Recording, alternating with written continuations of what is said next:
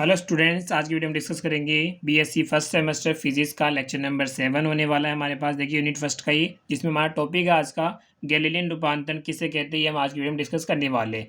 तो ये क्वेश्चन आपसे पूछ सकते हैं या तो गैलीलियन रूपांतरण, या दूसरे तरीके से ऐसे ही बोला जाता है क्या कि एक जड़त्वीय निर्देश तंत्र का दूसरे जड़त्वीय निर्देश तंत्र के साथ संबंध बताओ। ये भी इससे पूछा जाता है। अगर देखिए आप इस वीडियो को पहली बार देख रहे हो, आपको नहीं पता कि जड़त्वीय निर्देश तंत्र क्या होता है, तो इसके ऊपर देखो हमने वीडियो बना रखी, जिसका लिंक आपको डिस्क्रिप्शन बॉक्स में मिल जाएगा, जाके वीडियो देख सकते हैं, ताकि आपको समझ में जाए कि जड़त्वीय निर्देश तंत्र होता क्या है। तो अब हम बात करते हैं आज गैलीलियन रूपांतरण क्या होता है, इसकी डेफिनेशन की बात करते हैं। फिर हम देखेंगे इससे एग्जाम में किस तरीके से क्वेश्चन पूछे जाते हैं, उसके बारे में डिस्कस करेंगे। तो देखो डेफिनेशन हमारे पास क्या रहने वाली है, इसकी ये होने वाली है कि यदि किसी स्थिर निर्देश तंत्र के सापेक्ष कण की स्थिति ज्ञात हो, मतलब कोई हमारे पास एक ऐसा निर्देश तंत्र है जो कि स्थिर है, उसके सापेक्ष हमें कण की स्थिति ज्ञात है, मतलब उसकी पोजीशन कैसी, उसका वेग कैसा है, ये सब हमें पता है, पथ ज्ञात हो, तो वे रूपांतर समीकरण जिनके द्वारा किसी अन्य जड़त्वीय निर्देश तंत्र के सापेक्ष कण की स्थिति ज्ञात की जा सके, उन्हें हम क्या कहते हैं, गैलीलियन रूपांतरण समीकरण कहते हैं।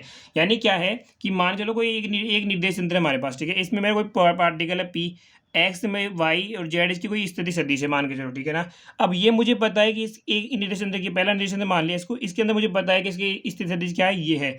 अब देखो इसी पॉइंट के लिए किसी अन्य निर्देश तंत्र की बात करूं, उसमें इस पॉइंट के निर्देशांक क्या होगी, उसकी स्थिति क्या होगी, इसके और इसके बीच में जो रिलेशन बताने वाले वो समीकरण होते हैं ना, रूपांतर संबंध, उन्हीं को हम क्या कहते हैं, गैलीलियन रूपांतर समीकरण कहते हैं। देखिए आप में से कईयों को डाउट होगा कि हमने इससे पहले देखो एक रूपांतर समीकरण भी पढ़ा था, ठीक है ना। उसमें हमने क्या डेफिनेशन पढ़ी थी कि किसी एक घटना का एक निर्देश तंत्र में प्रेक्षण के लिए उसी घटना के लिए दूसरे निर्देश तंत्र में लिए गए प्रेक्षणों के बीच संबंध बताने वाले समीकरण को हम क्या कहते थे, रूपांतर समीकरण कहते हैं। ये मैंने प्रीवियस वीडियो में आपको बताया था।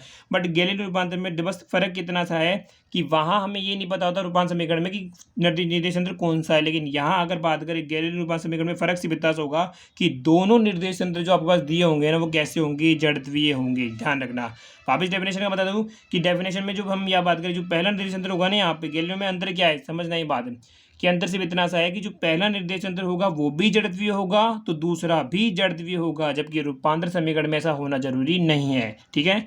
तो अगर आपसे क्वेश्चन कैसा पूछा, ये थी इसकी डेफिनेशन थी। अब देखिए आपसे क्वेश्चन एग्जाम में कैसा पूछा जाएगा, वो पूछा जाएगा क्या कि गैलीलियन रूपांतर समीकरण क्या है, तब आपको इसकी डेफिनेशन लिखनी है। अब कई बार क्या है, देखो क्वेश्चन थोड़ा सा एग्जाम में छोटे छोटे क्वेश्चन पूछ रहा है आजकल सेमेस्टर में, तो वो एक क्वेश्चन एक और पूछ लेता है क्या कि गैलीलियन रूपांतर की सीमाएं क्या है, और बच्चा कंफ्यूज हो जाता है। देखो सीमा कुछ भी नहीं है, इसकी सीमा सिर्फ इतनी सी है कि गैलीलियन रूपांतर समीकरण जो होता है ना, वो ध्यान रखना केवल जड़त्वीय निर्देश तंत्रों के लिए लागू होता है। पहले तो सीमा ये हो जाएगी क्या कि गैलीलियन रूपांतर समीकरण केवल जड़त्वीय निर्देश तंत्रों के लिए लागू होता है। दूसरा इसमें ये बताओ, इसमें दूसरी सीमा आप ये लिख सकते हो कि इसमें पहला निर्देश तंत्र भी जड़त्वीय होता है तो दूसरा भी निर्देश तंत्र जड़त्वीय होता है। अगर जड़त्वीय नहीं होगा तो ये लागू नहीं होगा, ठीक है ना। तो इन दोनों क्वेश्चनों का आंसर आप इससे एक डेफिनेशन से दे सकते हो।